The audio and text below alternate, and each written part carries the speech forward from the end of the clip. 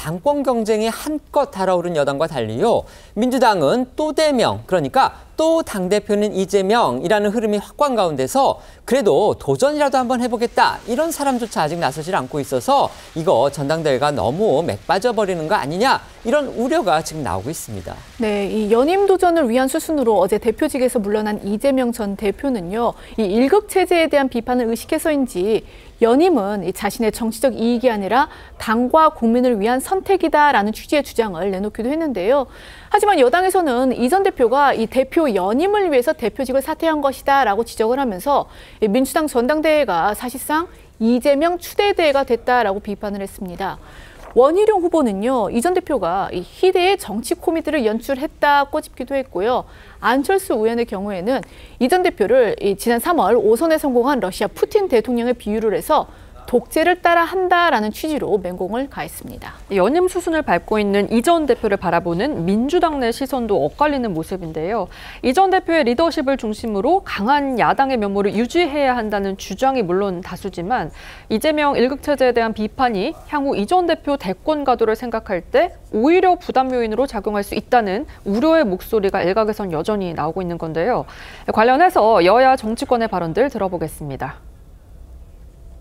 대표 연임 문제에 대한 장애물이 치워졌으니 굳이 시간과 돈을 낭비해가며 전당대회를 열 이유가 없어 보입니다.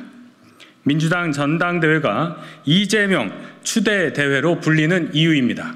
이제 이재명이라는 대선 후보의 입장에서 본다면 너무 많은 리스크를 안고 가는 선택이지 않을까 하는 생각입니다. 그게 가장 최선의 선택일까에 대해서는 조금 반문이 있는 것 같아요. 그러면 과연 이재명 대표와 민주당이 다음 대권 가도로 가는 데 있어서 이게 유리하기만 할 거냐, 이 문제는 사실은 저도 좀 우려되는 바가 있습니다. 일을 못할 경우에 책임을 져야 되는 부분도 있기 때문에.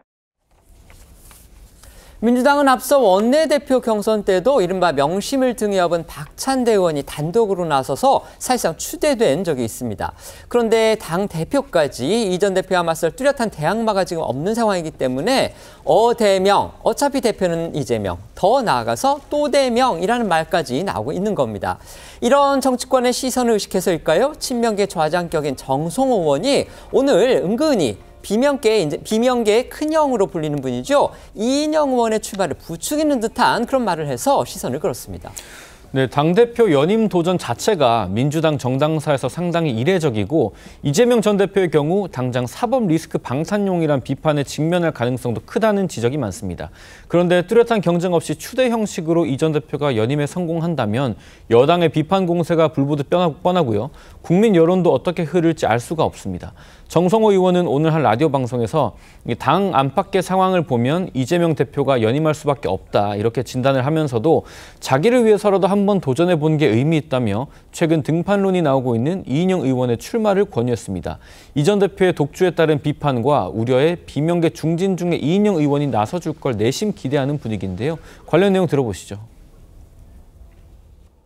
정치에 입문할 때부터 당의 어떤 기대되는 지도자 아니었습니까? 또 원내대표도 지내셨고 또 경륜도 있으니까 뭐 나가도 전 나쁘지 않다고 보고 있습니다. 나이도 또 어떻게 보면 이재명 대표보다도 더 젊습니다.